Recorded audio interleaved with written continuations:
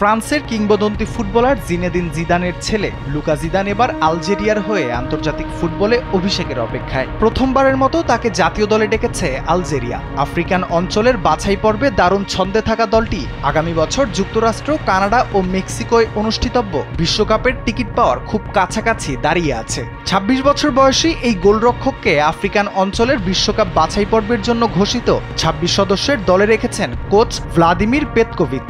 ফ্রান্সের মার্শেইয়ে জন্ম নিলেও লুকার পারিবারিক শিকড় আলজেরিয়ায়। দাদা ইসমাইল ও দাদি মালিকা ছিলেন আলজেরিয়ান, আর বাবা জিদান তো আলজেরিয়ান বংশোদ্ভূতই। ওয়ালটন এখন দেশের সীমানা পেরিয়ে পৌঁছে গিয়েছে ৫০টিরও বেশি দেশে।